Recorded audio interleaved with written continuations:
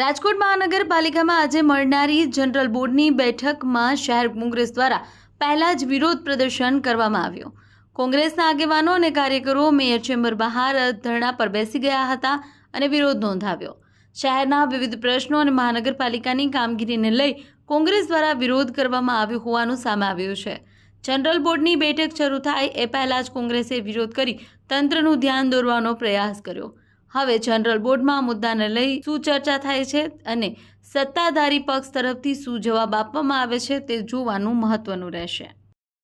ભારતીય જનતા પાર્ટીએ જે ભ્રષ્ટાચારી શાસનનો અડ્ડો રાજકોટ મહાનગરપાલિકાને બનાવી દીધો છે, રાજકોટની જનતાનો અવાજ બનીને અમે આવ્યા છીએ।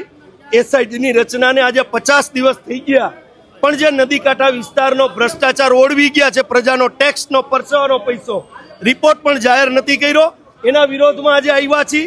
માત્ર ને માત્ર અત્યારે તમે જનરલ બોર્ડની વાત કરો છો, પ્રજાના પ્રશ્નની વાત કરો છો, તો પ્રજા અત્યારે પીડાઈ રહી છે, ગંદા પાણીથી પીડાઈ રહી છે, રોડ રસ્તાથી પીડાઈ રહી છે, રાજકોટ ચોખ્ખું નથી એનાથી પીડાઈ રહી છે, અનેક એવા પ્રશ્નો છે, આરોગ્ય ક્ષેત્રે પીડાઈ રહી છે, પણ માત્ર નાટક કરી રહ્યા છે। જે નક્કર કામ કરવું જોઈએ અને લોકો જે હાલાકી ભોગવી રહ્યા છે એમાંથી હાલાકીમાંથી બહાર કાઢવા જોઈએ, આ તંત્ર માત્ર ભ્રષ્ટાચારી શાસન ચલાવી રહ્યું છે।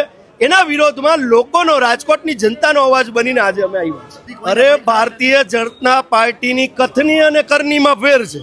રાજકોટ ભારતીય જનતા પાર્ટી હોય કે ગુજરાત પ્રદેશ ભારતીય જનતા પાર્ટી, માત્ર વાતો કરી અને પ્રશ્નને દબાવો, પણ વિરોધ પક્ષ તરીકે અમે જનતાનો જે અવાજ છે એ અમે દબાવવા નહીં દઈએ। આજે એ લોકોએ જે મિલીભગતથી ભ્રષ્ટાચાર કર્યો છે, એસઆઈટીનો રિપોર્ટ એમને જાહેર કરવો પડશે। ગયા જનરલ બોર્ડમાં પણ અમે ધરણા કર્યા હતા, સાથે સાથે આજે પણ અમે વિરોધ કરીએ છીએ ને આપના માધ્યમથી કહું છું, જો જાહેર નહીં કરે તો આવનારા જનરલ બોર્ડમાં આથી એગ્રેસિવ રીતે અમે આવશું।